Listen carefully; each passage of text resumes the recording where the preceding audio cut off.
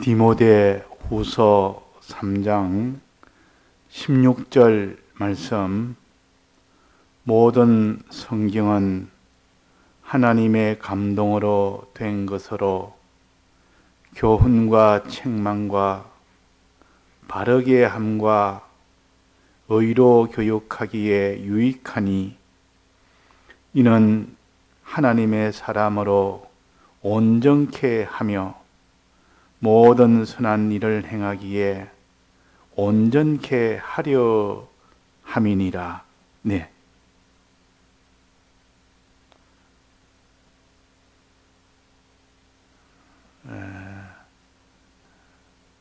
우리 믿는 사람은 모든 우리의 은행 심사의 판단의 기준은 신구약 성경이 되어야 됩니다. 신구약 성경이 아니고 자기 개인 또 세상에 유력한 그런 사람, 그런 것이 기준이 되어서는 안 됩니다. 한마디로 모든 피조물은 우리 기독자의 기준이 될 수가 없고 오직 창조주 하나님의 말씀이며 그 말씀을 기록한 그 신구약 성경이 우리의 모든 기준이 되어야 됩니다. 그래서 너가 옳다, 내가 옳다, 시비가 붙으면 그 두 사람의 의견으로 결정을 할 것이 아니고 우리가 다 하나님의 말씀인 성경을 가지고 최종 판단을 해야 되지. 목소리 큰 자가 과음을 치니까 아무래도 저 사람 말이 옳은 것 같아. 저 사람 목소리가 작으니까 저거는 아닌 것 같아. 아주 말을 갖다가 능수능란하게 말하니까 저 사람 말이 참 설득력이 있다. 그런 것은 우리의 기준이 아니라고 합니다. 설득력이 있다고, 목소리 크다고, 유식하다고, 그것이 우리의 따라갈 기준은 아닙니다. 더듬어도 무식해도 또 모든 것이 다 이렇게 참 이 세상적으로 어리석게 보여도 신구약 성경에 그게 맞느냐 안 맞느냐, 그걸 가지고 판단하는 것이 우리 기독자입니다. 천하 모든 사람은 이 신구약 성경을 그렇게 대하지 않습니다. 그러나 우리는 신구약 성경을 우리의 모든 선과 악의 기준은 신구약 성경이 되어야 되고 의와 죄의 기준은 신구약 성경이 되어야 되고 옳고 그름의 기준은 신구약 성경이 기준이 되어야 되는데 사람들은 하나님 말씀이 이런데 이렇게 하면 그건 아주 우습게 여기고 아주 멸시를 합니다. 자기부터 그렇다고 그래요. 자기부터. 그래서 세상에 이런 말 저런 말, 이런 지식 저런 지식, 이런 종교 저런 종교, 철학 수없이 많은 지식이 있어도 하나님의 지식인 신구약 성경 말씀에 요 지식에 따라서 판단하는 것이 그 사람이 참 하나님 앞에 온전한 사람이 될 수가 있고, 신구약 성경을 떠나서 내 생각은 아무래도 이래야 되겠다, 이것이 옳다 여기는 것이 있으면 그것은 틀린 겁니다. 그래서 너도 너 생각대로 하지 말고 나도 내 생각대로 하지 말고 우리는 주 예수 그리스도를 보내신 하나님 아버지가 주신 신구약 성경 말씀대로 하자. 이러면 싸움이 날 수가 없습니다. 그래, 내가 틀렸어도 내 의견도 틀렸고 너 의견도 틀렸고 다만 그 신구약 성경에 맞는 의견에 따라가자. 이렇게 하면 싸울 리가 없고, 그러면 우리가 연구해보자. 우리가 한번 이걸 갖다 한번 살펴보자. 이러면 싸울 일이 없습니다. 근데 신구약 성경을 제껴놓고 내 의견이 옳다고 계속 나가고 상대방은 그 의견이 옳다고 계속 나가면 끝없이 다툼이 됩니다. 그러면 자기는 신구약 성경 말씀대로 해야 되겠는데, 해야 되겠다 하는데 상대방이 그 신구약 성경하고 무시하고 계속 나가면 그때면 어떻게 합니까? 그러면 의견이 그렇게 합쳐지지 않지 않습니까? 그럼 시비는 계속되는 겁니다. 한 사람이 우리가 신구약 성경 말씀대로 하자 해도 한쪽에서는 그걸 무시하고 내 의견대로 하겠다 이러면 결국은 의견이 안 맞는 겁니다. 그럴 때는 어떻게 됩니까? 그럴 때는 우리가 신구약 성경 말씀대로 우리가 따져서 그게 맞춰서 우리가 나가자 했는데도 상대방이 그 말을 듣지 않습니다.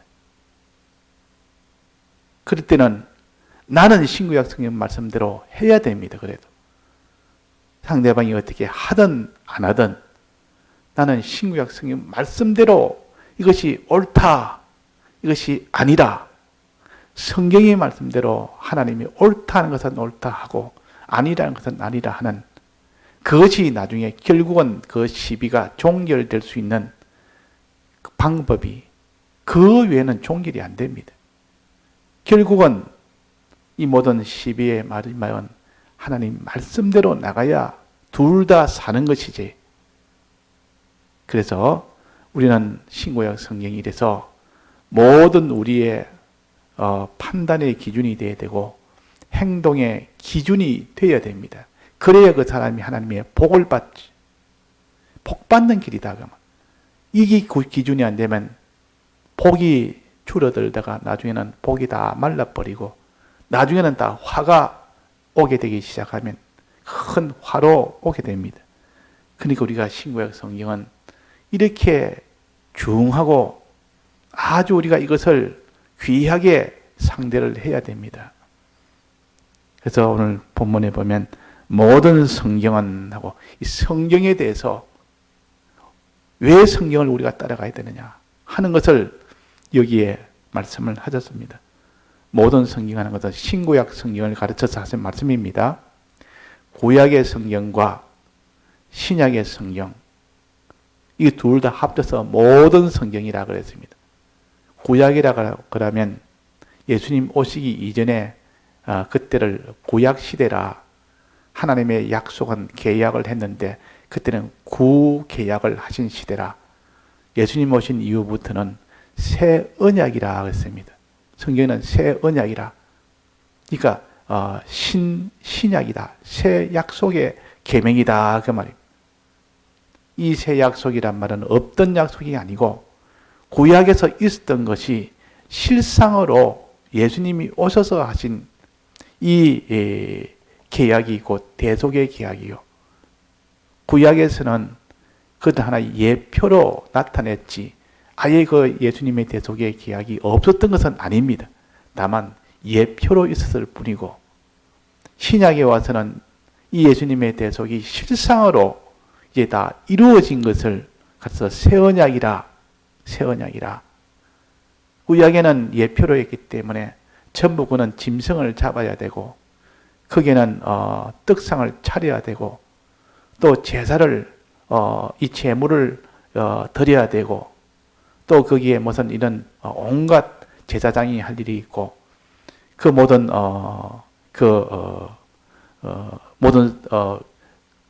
구약 백성들이 죄를 지었으면 얼른 짐승을 잡아서 가야 되고 그런 식으로 이 대속의 이 은혜를 받게 했습니다. 그런데 예수님이 오시고부터는 그런 것은 형식은 다 폐해버렸습니다. 형식은. 그 속에 있는 뜻은 온전히 완전히 완성을 하신 것이 예수님의 대속입니다. 실상이 오는데 몸이 왔으면 이 그림자가 있던 것은 다 필요가 없는 거 아닙니까? 이전에는 그림자로 예수님의 이 대속을 그림자로만 지켰습니다. 그림자처럼. 그리고 예수님이 몸으로 직접 오셨기 때문에 이제는 그림자 지키는 건 다 패버리고 이제 몸으로 온 것은 실상으로 대속을 이루어 주신 것이 곧 신약입니다. 그래서 구약과 이 신약을 우리가 잘 알아서 우리가 구약은 우리가 신약에서 다 깨닫지 못하는 것을 구약을 통하여 또 보충으로 깨닫고 또 구약에서 알지 못하는 것을 신약에서 온전히 알 수 있도록 해주셨고 그래서 우리는 신약과 구약은 우리 구원에 깨닫는데 아주 필요하도록 이렇게 양면을 다 같이 주신 것이 신구약 성경입니다. 이 성경은 그러면 누가 기록했느냐? 이 성경은 누가 기록했습니까? 사람이 기록했습니까? 짐승이 기록했습니까? 뭐 저절로 하늘에서 떨어졌습니까? 신구약은 누가 기록했습니까? 사람입니까? 사람이 아닙니까? 사람이 기록했죠. 그래서 다 저자가 다 있지 않습니까? 이름이 알려진 그런 성경도 있지만 이름이 다 누가 기록을 했다 해서 베드로가 기록해서는 베드로전서 또 마태가 기록해서는 마태복음 이렇지 않습니까?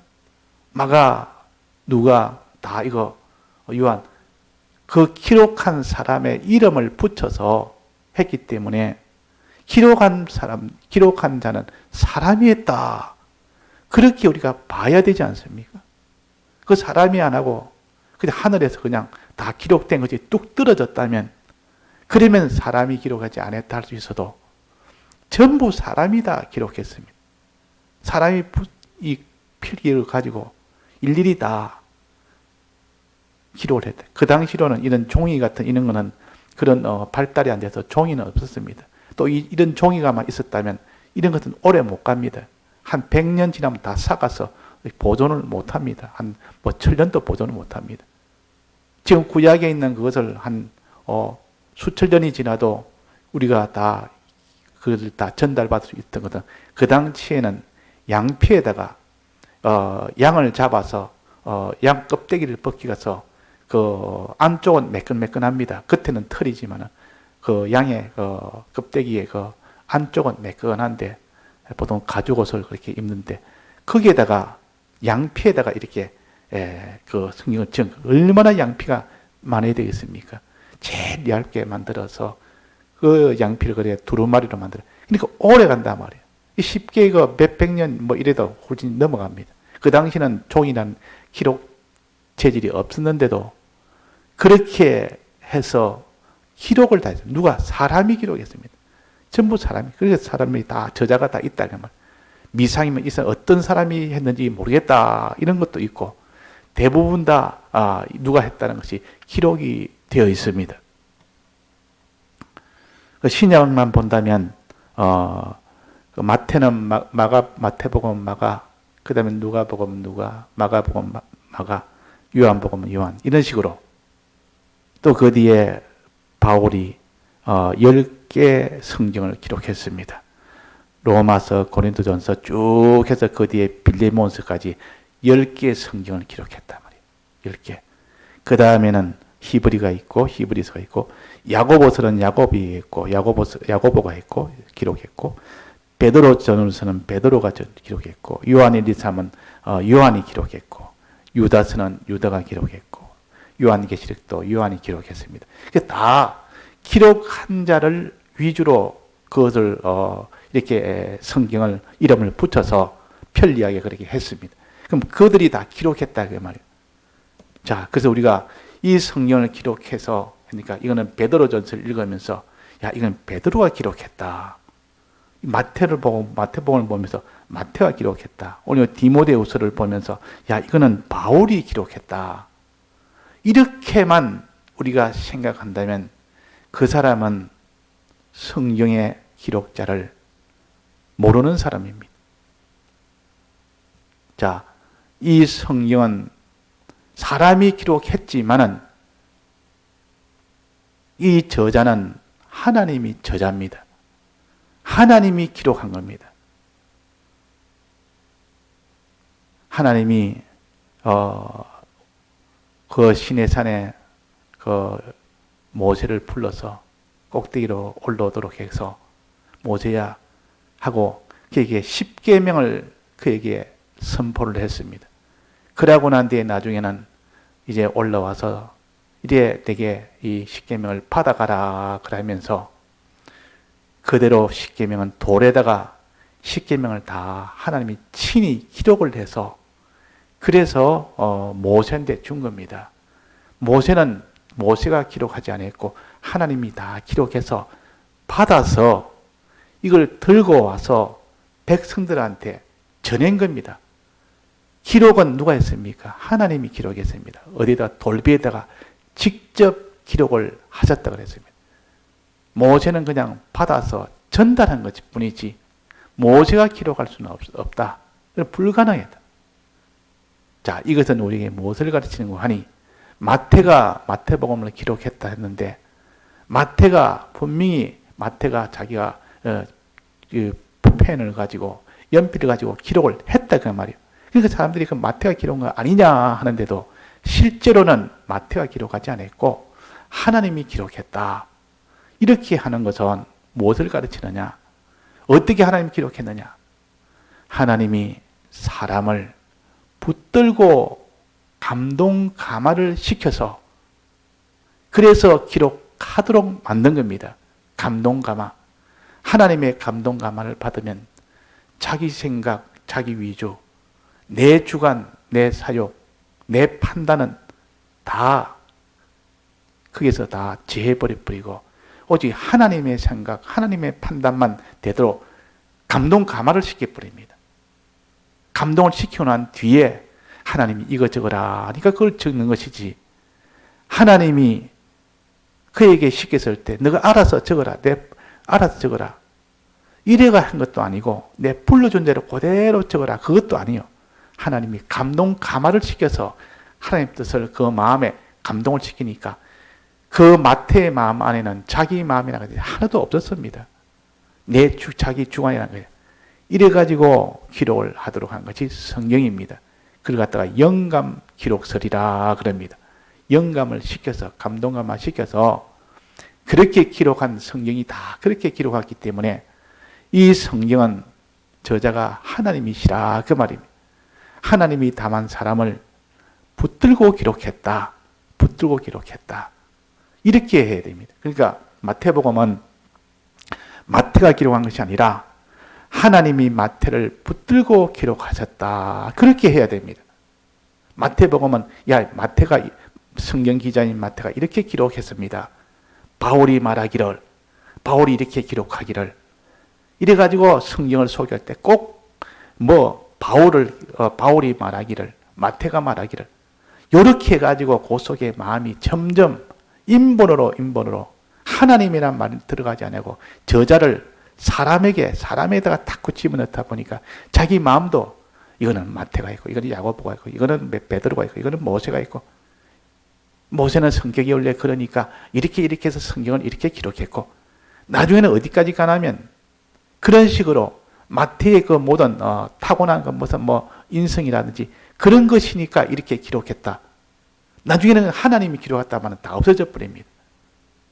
말은 하나님이 했다 해도 실제로는 이 마태의 성격까지 분석해가면서 마태의 그 모든 주위 환경까지 분석해가면서 그래서 이렇게 기록했다라고 이렇게 기록하니까 이 저자가 하나님이신데 이 믿음이 다 이제는 성경을 보면서 하나님이 기록했다는 이 마음이 아니고 그 마음이 벌써 누구겠다 나중에 그 일본어로 이렇게 생각이 되어져서 성경을 읽어도 자기한테는 하나님의 말씀으로는 그 두려움과 소망이 자기 속에 일어나진 아니하고 이 가치가 하나님의 말씀의 이 가치가 이렇게 깨달아지지 아니하니까 성경과 점점 멀어지게 되는 겁니다. 그래서 항상 우리는 성경관이 누가 만들었냐? 성경은 누가 기록했느냐? 하나님이 기록했다. 오직 사람을 감동 감화시켜서 즉 붙들어서 하나님이 기록했다. 그렇게 우리가 항상 알면서 이 신구약 66권을 그렇게 상대를 해야 되는 겁니다. 그래서 어린아이에게 이 젖병을 이렇게 물려줍니다. 젖병을 먹도록 거기다가 우유를 넣어가지고 입에다가 물려주면 어린아이는 젖병을 잡고 이렇게 막 먹습니다.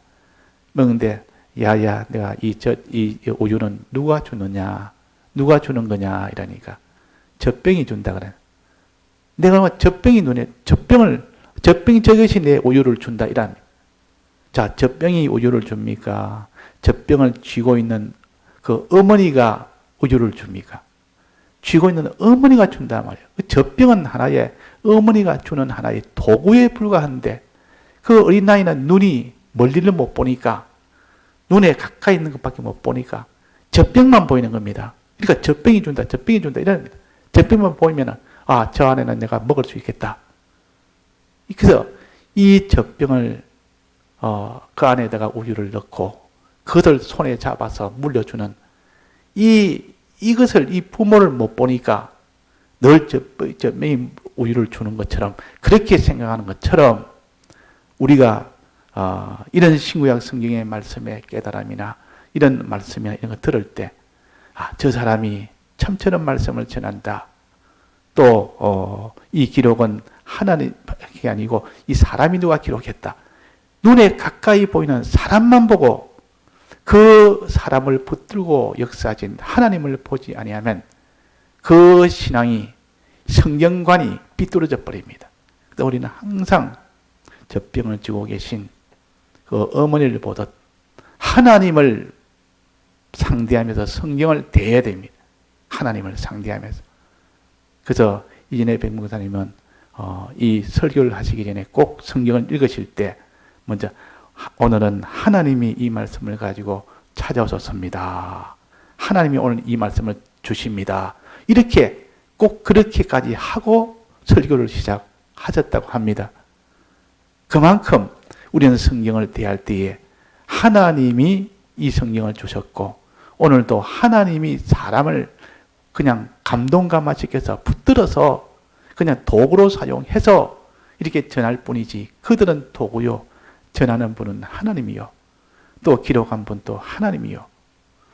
이것을 항상 이렇게 생각을 하면서 성경도 대하고 이 말씀도 대해야 그 사람 속에 능력이 옵니다. 그래서 성경은 하나님의 감동으로 된 것으로 이렇게 우리가 바로 판단해. 하나님의 감동으로 된 것으로.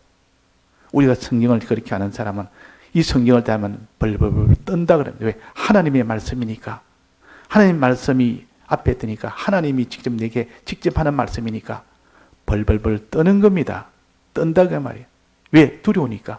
이 말씀에 내가 어기지면 막바로 사망이 되고 이 말씀을 지키면 내가 바로 복이 되니까 소망도 되고 떨리기도 하고 두렵기도 하고.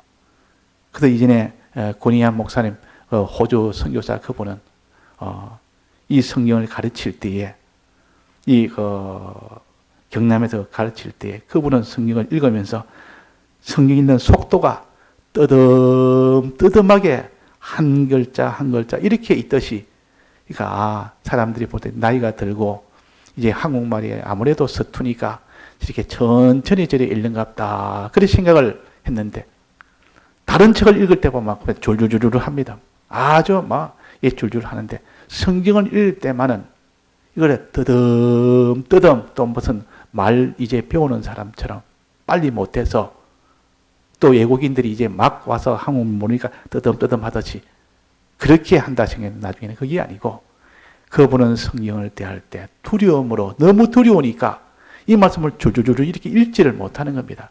한 말씀 한 말씀에 마음이 턱턱 걸려버리니까 이 속도가 안 난다 그 말이에요.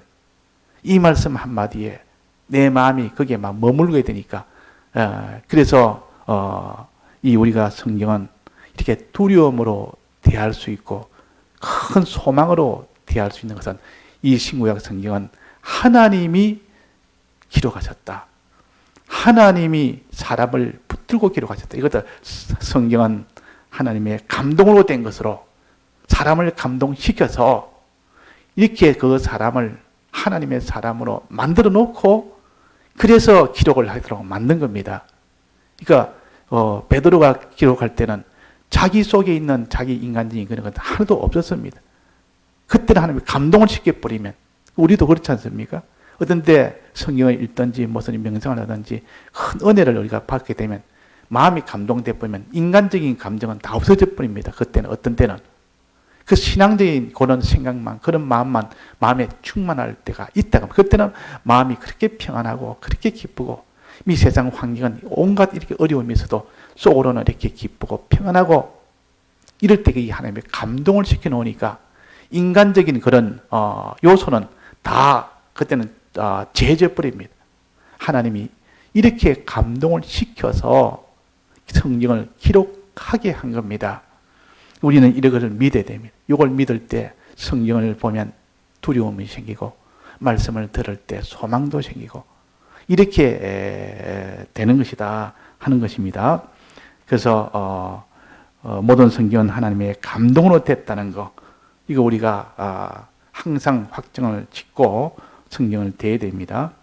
그 다음에 성경은 무엇이 기록되어 있느냐? 무엇을 기록해놓은 것이 성경이냐? 크게 두 가지입니다. 한 가지 더 말하면 세 가지.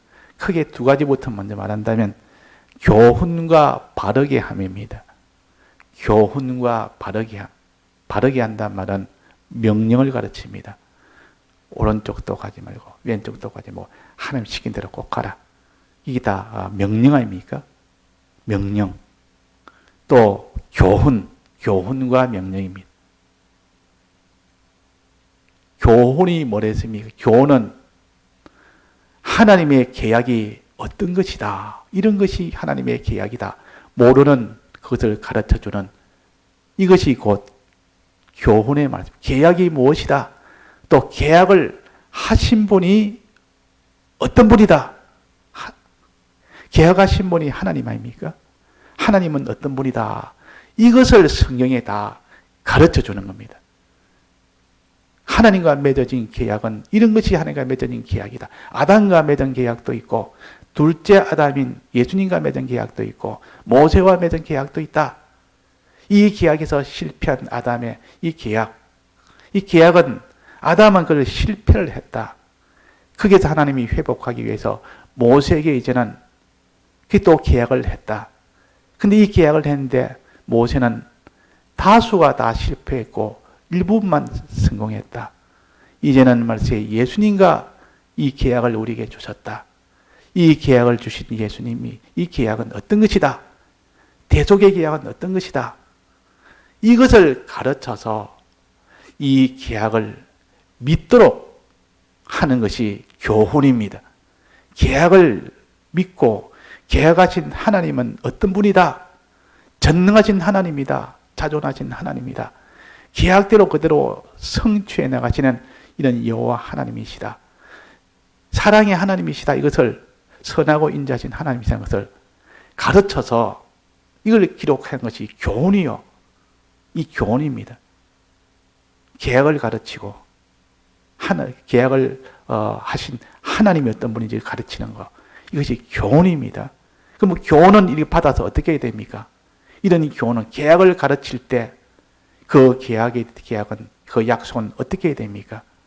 또 약속하신 하나님은 가르쳐 주면 어떻게 됩니까? 그것은 믿어야 됩니다. 믿으라고 교훈을 주신 겁니다.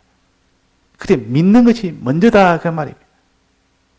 계약을 가르쳐 주면 아담과 맺은 계약과 모세와 맺은 계약과 하나님과 주님과 맺은 계약, 이 계약을 우리에게 다 가르쳐서 우리가 다 그것을 배워서 들어서 우리는 그 계약을 그 약속을 믿어야 된다 그 말이에요. 또 계약하신 분이 누구냐? 하나님이시다. 하나님이 어떤 분인 줄 성경에 다 가르쳐 줍니다. 이걸 교훈입니다. 이것도. 그들 믿도록 가르치는 것이 교훈입니다. 즉 계약과 계약하신 하나님. 이분을 잘 설명을 해서 우리에게 알아듣도록 가르쳐서 믿도록 하는 것이 교훈이요.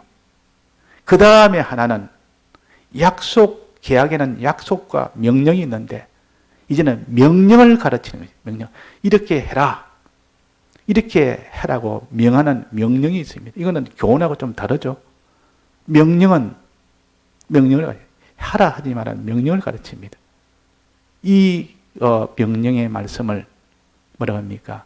이 명령의 요 하라 하지 말라는 말씀을 명령의 말씀이라. 명령의 말씀. 하나는 교훈이요, 하나는 명령이요. 그래서 명령은 행하라는 것이죠. 이렇게 해라, 저렇게 해라. 행하도록 하게 하는 것이 명령입니다. 그래서 명령을 받아서 행하면 되는 겁니다. 교훈은 받아서 믿으면 됩니다. 자, 교훈은 뭐라 했습니까? 하나님의 계약과 하나님이 어떤 분이신 줄, 계약하신 하나님 어떤 분이 이것을 배워서 믿어야 돼요. 또 바르게 하는 이 명령에 대해서 명령을 받아서 어떻게 됩니까? 명령의 신고의 승인이 명령을 받아서 행해야 됩니다. 그래서 믿고 행할 때 내가 내게 이 약속대로 내가 내게 구원을 주겠다. 믿고 행할 때. 그래서 성경에서 만약에 이 믿는 교훈을 가르치지 않았고 이 성경으로 우리가 이 명령을 받지 못한다면 모르니까 믿을 수도 없고 모르니까 행할 수도 없습니다. 뭐 알아야 될 거 아닙니까? 그래서 너희가 어려서부터 성경을 알았나니 그랬단 말이에요. 성경을 통하여 이 명령과 계약을 아는 겁니다. 자, 그러면 책망은 뭡니까? 교훈대로 믿으라 했기 때문에 믿지는 않은 겁니다. 명령대로 이거 하라니까 하지도 않고 하지 말라는 거 했습니다. 그럴 때 하나님은 책망을 합니다. 그러니까 실패했을 때, 믿으라 할 때 믿음을 믿지 않는 실패했을 때, 또 이렇게 행해라고 명령을 행해라 할 때 행하지 못하고 실패하니까 하나님이 그냥 실패한 거다. 그냥 멸망받아. 너는 멸망이 끝났다. 이제는 너는 실패했으니까 이제는 뭐 심판대로 그대로 그 계약대로 그냥 너는 멸망으로 끝났다. 이렇게 하지 아니하시고 하나님이 책망을 하십니다. 왜 책망합니까? 돌이키라고. 책망은 돌이키라는 것이지 심판이 아니요. 그걸 벌 주는 것이 아니요. 끝장났다. 너는 이제는 그러니까 그냥 심판이 아니고 책망은 돌이켜서 구원 얻도록 하기 위해서 하시는 하나님의 사랑의 책망이요. 자, 우리 책망 안 받고 살 수 있는 것이 참 좋지만은 책망을 받으면 그 사람이 하나님이 저를 사랑한다는 뜻이요. 책망이 없으면 하나님이 그냥 버려버립니다. 던져버립니다. 점점 하는 일만 잘 되고 믿지도 아니하고 행지도 않고 교훈을 받아서 행해야 되는데 행지도 안 하지. 또 명령을 받아서 교훈을 받아서 믿으려도 믿지도 안 하지. 명령을 받아서 행하게 행지도 않지. 그 하나님이 사랑하지 않으면 그냥 내버려 둡니다. 내버려 두니까 더 잘, 일만 더 잘 되고, 그러면 회개할 길은 아예 그는 제로가 되버려. 그런데 책망을 하면 그 책망으로 인하여 잘못된 것을 알게 되는 겁니다. 책망을 통해서 내가 잘못됐구나. 잘못된 것을 알게 하는 것이 책망이요. 이 책망을 통해서 돌아서는 겁니다. 책망을 받았으면 돌아서라. 자, 교훈을 받았으면 믿고, 명령을 받았으면 행하고, 책망을 받았으면 얼른 돌아서라. 이것이 우리의 신앙생활입니다. 근데 이것이 신구약 성경에 요 세 가지를 기록해 주셨다고 말이에요. 교훈과 책망과 바르게 함과 요 세 가지로 인하여 우리 생활이 다 되는 겁니다. 자, 이렇게 다 이런 생활을 하게 되면 의인이 됩니다. 믿음으로 의인되고 행함으로 의인된다 했습니다. 그렇지 않습니까? 하나님 시킨 대로 다 믿고 믿음을 의로 보셨다. 또 행함을 하나님이 의로 보셨다 그랬습니다. 아브라함이 그 약속을 믿을 때 하나님이 너를 그 믿음을 의로 보셨다 그랬습니다. 아브라함이 이삭을 번제로 드릴 때 그대로 행했을 때 하나님이 그 아브라함을 그 행함을 보고 의로 보셨다 그랬습니다. 이거 의인되게 만드는 겁니다. 의인. 마지막 의인이 되도록 해야 비로소 하나님이 그에게 아들 되는 권세를 줄 수가 있습니다. 의인이 되어야. 또 뭐가 됩니까? 의인은 사람에 대한 관계고 그 관계에서 만점이 된 겁니다. 100점이 돼야 돼요. 하나님에 대해서 만점이 또 돼야 됩니다. 하나님에 대해서 만점이 되는 하나님을 사랑하고 하나님을 바라보고 하나님만 사랑하고 모든 것은 다 하나님에게만 바라보고 하나님만 의지하고 하나님만 사랑하는 이 사람이 돼야 됩니다. 자, 이것을 뭐라 그럽니까? 그건 의가 아니고 그걸 뭐라 그럽니까? 하나님과의 화친이라고도 하고 선이라고도 합니다. 다른 말은 하나님 중심이라고도 한다 그 말이에요. 하나님 중심이란 이 선은 하나님만 바라보고 하나님만 사랑하는 거예요. 그게 하나님 중심입니다. 그게 선입니다. 자, 하나님 대해서도 이 온전하게 돼야 되고, 또 사람에 대해서도 온전하게 돼야 되고, 사람에 대해 온전한 것이 의요, 하나님에 대해서 온전한 것이 거의 선이요. 자, 여기 뭐라 했습니까? 교육하기에, 의로 교육하기에 유익하니, 의로, 의인 되도록 자라게, 의인으로 성장시키기에 유익한 것이 성경이요. 또 그 밑에 이는 하나님의 사람으로 온전케 하며 모든 선한 일을 행하기에 온전케 하며, 이 선한 일을 또 온전케 되어야 하나님 앞에 온전한 사람을 만드시기 위하여, 사람 앞에 온전한 사람 만들기 위하여, 즉 선과 의의 선인이 되고 의인이 되도록 이 만들기 위하여 하나님이 교훈도 하고 바르게 하는 이 명령도 하고, 거기에서 이게 실패했을 때는 책망도 해서 이렇게 온전한 선한 사람이 되고 의인이 되도록 만드는 이것이 바로 성경이다. 그러니까 이 성경이 얼마나 복인지 모릅니다. 이 성경은 이렇게 가치를 두면 이 성경 이외에는 우리가 모든 것은 다 부수적으로 하는 것이고 성경을 붙들고 사는 이것이 우리의 주업이 될 수밖에 없습니다. 사람들이 모든 행불행의 원인은 이 성경에서부터 시작되는데 이 성경을 우리가 함부로 이렇게 상대를 못한다 그 말입니다. 자, 그래서 우리가 이 성경은 하나님의 감동으로 됐다 해서 하나님이 저자다. 우리가 하나님의 이 말씀을 대할 때는 비록 사람이 기록했지만은 그 실제 저자는 하나님이시니까 이 성경을 보면서 두려워하고 이 성경을 대하면서 우리가 참 하나님을 또 사랑하고 하나님께 소망도 가지고 이 성경을 다른 사람한테 전하는 이것이 얼마나 가치가 있는지 이걸 알고, 왜 성경은 우리에게 교훈과 책망과 바르게 함을 주고 또 의인되게 하고 온전한 의인되게 하고 온전한 선한 사람이 되도록 만들어주는, 이 구원의 사람으로 만들어주는 이런 것이 성경이니까 성경보다 귀한 것이 없다는 이거 우리가 알고 우리가 이제 상대를 해야겠습니다. 예, 다 같이 통성어로 기도하시다가 자유하시겠습니다.